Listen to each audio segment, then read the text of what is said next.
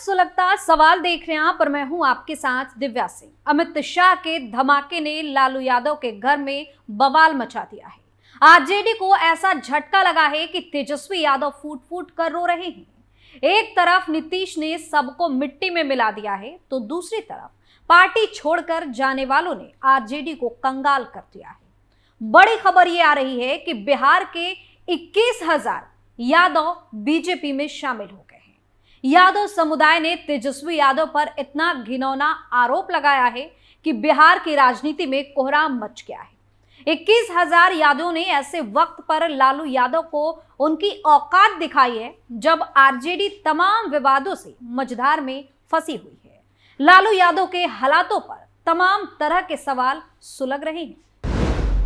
क्यों 21,000 यादवों ने छोड़ा तेजस्वी का साथ? क्या बिहार में आरजेडी का खात्मा तय? क्या नीतीश की वजह से बिहार हुआ बर्बाद? क्या बिहार में नीतीश तेजस्वी की उल्टी गिनती शुरू? इन सवालों ने बिहार में सियासी बवाल खड़ा कर दिया है। अमित शाह की चाणक्य नीति से लालू तेजस्वी की तो सांस ही अटक गई है, क्योंकि अभी तो सिर्फ 21,000 यादव तेजस्वी के साथ से भागे हैं। आगे और भी बड़ा धमाका होने वाला है। वहीं बीजेपी ने बड़ा यादव सम्मेलन कर सूबे की सियासत में खलबली मचा दी है। बीजेपी ने लालू प्रसाद के वोट बैंक में सेंधमारी करते हुए एक नया संदेश देने की कोशिश की है कि बिहार अब बदलाव मांग रहा है। लोग तेजस्वी और नीतीश की नौटंकी से परेशान हो गए हैं। वहीं बिहार बीजेपी के प्रदेश अध्यक्ष सम्राट चौधरी ने हुंकार भरते नीतीश तेजस्वी के होश ठिकाने लगा दिए हैं। तंज कसते हुए कहा है कि नीतीश सरकार बिहार में चीरहरण कर रही है, इसका बदला यदुवंशी समाज को ही लेना है। यहाँ दो भाई बैठे हैं, एक श्री कृष्ण का वंशज है तो दूसरा श्री राम का वंशज है। दोनों भाई मिलकर रावण और कंस रूपी सरकार को उखाड़ फेंकेंगे। जातीय गणना की रिपोर्ट की माने तो यदुवंशियों की सर्वाधिक आबादी है, लिहाजा यहाँ दूध की गंगा बहनी चाहिए थी, लेकिन नीतीश राज में शराब की नदी बह रही है। नीतीश कुमार ने सभी को शराबी बना दिया है और एक कॉल घुमाइए तुरंत होम डिलीवरी पहुंच जाती है। जो तेजस्वी यादवों के वोट बैंक पर कूदते हैं, लालू उनके मसीहा बनते हैं। अब उन्हीं यादवों को समझ आ गया है कि कैसे बिहार में उनका वोट बैंक के लिए ये पार्टी इस्तेमाल करती आई है। लेकिन अब आंखें खुलने के बाद यादवों ने लालू के खानदान के होश उड़ा दिए हैं। बता दें कि यादव आरजेडी का कोर वोट बैंक माना जाता है। ऐसे में लोकसभा चुनाव से पहले इसे आरजेडी के खिलाफ बड़े कदम के रूप में भी देखा जा रहा है। वैसे भी बिहार में यादव सबसे ज्यादा आबादी वाली जाति है। हाल ही में हुई जाति गणना के मुताबिक यादव बिहार की कुल जनसंख्या में 14.26% हिस्सा रखते हैं। लालू यादव की पार्टी आरजेडी शुरुआत से इसी जाति को केंद्र में रखकर राजनीति करती है। हालांकि आगामी चुनाव से पहले बीजेपी ने लालू के वोट बैंक को कमजोर करने के लिए यादवों को अपने पाले में करने की कोशिश की, और ये कोशिश सफल भी हो रही है। इसके पीछे के कारण साफ है। एक तो जिन जातियों पर ये लोग राजनीति करते हैं, उन्हीं को अपना गुलाम बना लिया, उन्हीं को दबा दिया है, ना सुविधाएं दी हैं, ना कोई वैल्यू। इसलिए अब यादवों ने एक झटके में तेजस्वी यादव को अपनी वैल्यू भी दिखा दी है। इस खबर से आरजेडी क्या लालू तेजस्वी के घर में भी मातम पसरा हुआ है, क्योंकि इनकी तुष्टीकरण की राजनीति फेल हो गई है। तो एक तरफ नीतीश की बदतमीजी से जनता परेशान है, तो दूसरी तरफ नीतीश की कुर्सी हिलती दिखाई दे रही है और सारा वोट बैंक खिसकता नजर आ रहा है। आने वाले दिनों में आरजेडी और जेडीयू का बिहार से सूपड़ा साफ है, और जिस तरीके से राज्य का मुखिया विधानसभा में खड़े होकर महिलाओं का अपमान कर रहा है, उससे तो नीतीश के खिलाफ जनता में दोगुना गुस्सा है। नीतीश की बदतमीजी के खिलाफ तो खुद हम पार्टी के मुखिया जीतन राम मांझी ने मोर्चा खोल रखा है।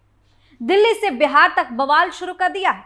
दरअसल विधानसभा में खड़े होकर पहले तो नीतीश कुमार ने महिलाओं को सेक्स ज्ञान दिया।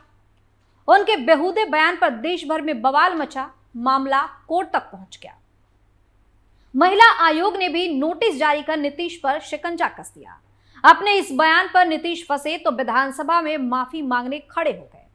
खुद ही कहने लगे कि मुझे अपने बयान पर शर्मिंदगी है, क्योंकि महिलाओं पर नीतीश ने ऐसा बयान दिया था कि हम आपको सुना भी नहीं सकते। अब माफी मांगना तो बस थोड़ी देर की नौटंकी थी, क्योंकि बीजेपी ने नीतीश कुमार को घिनौनी हरकत पर चारों तरफ से घेर लिया था। महिलाएं नीतीश को गालियां दे रही थी, जिसके बाद कुछ नेताओं ने तो यहां तक कह दिया कि नीतीश की मानसिक हालत ठीक नहीं है, इसलिए वो इस तरह की उटपटांग हरकतें कर रहे हैं। कभी श्रद्धांजलि कार्यक्रम में फूल जिंदा आदमी पर चढ़ा देते हैं, कभी मंदिर में आरती करते करते कहीं और ही देखने लगते हैं। हाल ही में नीतीश मीडिया के आगे सिर झुकाते नजर आए। नीतीश की उटपटांग हरकतों पर बाकी नेता कह रहे हैं कि उनकी मानसिक हालत खराब हो गई है। यहां तक कहा जा रहा है कि नीतीश को खाने में जहर देने की कोशिश हो रही है।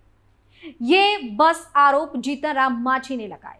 खैर, महिलाओं पर टिप्पणी से विवाद खत्म नहीं हुआ कि फिर से विधानसभा में खड़े होकर नीतीश कुमार ने जीतन राम मांझी के साथ ही बदतमीजी कर डाली। दरअसल मांझी बाबा साहेब भीमराव अंबेडकर की प्रतिमा के सामने धरना देने के लिए पटना हाईकोर्ट परिसर पहुंचे और आरोप लगाया कि नीतीश कुमार मानसिक संतुलन खो चुके हैं। मांझी ने नीतीश पर खुलासा करते हुए कहा कि उन्होंने पिछले सप्ताह विधानसभा के अंदर मुझे अपमानित करने के लिए तुम कहकर संबोधित किया। उन्होंने मेरा मजाक उड़ाया और कहा कि मैं नासमझ हूं। उन्होंने पत्रकारों को मुझे कवरेज देने के लिए डांटते हुए मीडिया गैलरी की ओर रुख किया।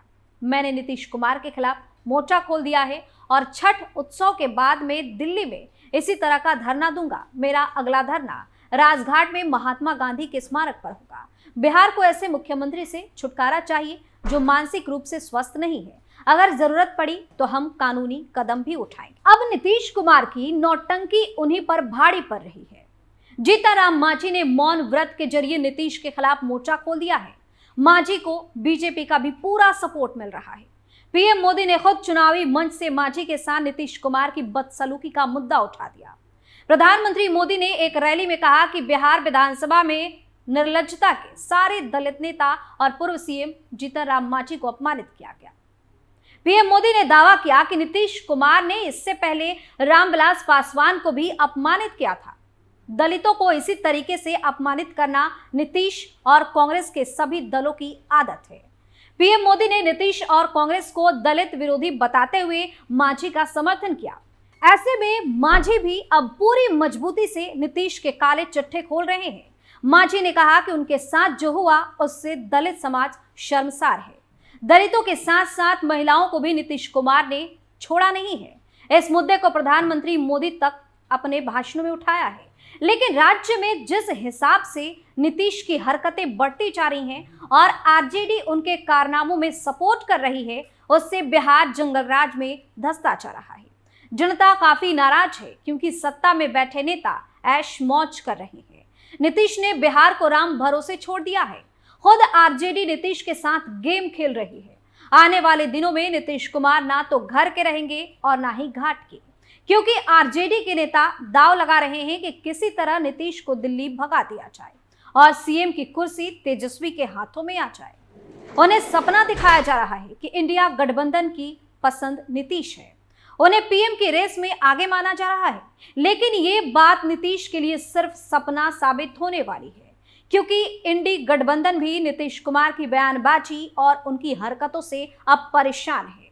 तो ऐसे इंडी गठबंधन के नेता बिल्कुल नहीं चाहेंगे कि विपक्ष का पीएम पद का उम्मीदवार ऐसा इंसान हो जिसके खिलाफ जनता का गुस्सा 7वें आसमान पर है। नीतीश से धीरे धीरे सभी दलों ने दूरी बनानी भी अब शुरू कर दी है। कांग्रेस से तो पहले ही नीतीश की खटास शुरू हो चुकी है। बाकी धमाका बीजेपी करने वाली है। कुल मिलाकर ओबीसी कार्ड भी नीतीश हो या तेजस्वी किसी के काम नहीं आ रहा है। अब तो हालात ऐसे हो गए हैं कि नेताओं ने नीतीश को मानसिक रोगी घोषित कर दिया है। तो दूसरी तरफ मांझी ने भी दलित कार्ड खेलकर नीतीश तेजस्वी के वोट बैंक में सेंधमारी कर दी है। मांझी को लेकर नीतीश की टिप्पणी बीजेपी के लिए दलितों के बीच पैठ मजबूत करने के मौके की तरह देखी जा रही है। दलित महादलित की आबादी बिहार में 19% है। मांझी की पार्टी हिंदुस्तानी अवाम मोर्चा यानी हम बीजेपी के नेतृत्व वाले एनडीए में भी शामिल है। मांझी मुद्दे को उछालने की रणनीति के पीछे सूबे का 19% वोट बैंक है। तो ऐसे में अब खेल बड़ा हो गया है। धीरे धीरे सारा वोट बैंक नीतीश और तेजस्वी के झोले से खिसकता दिखाई दे रहा है। सुलगता सवाल में आज के लिए इतना ही, नए मुद्दे के साथ फिर से पेश होंगे। तब तक के लिए आप देखते रहिए कैपिटल टीवी। नमस्कार।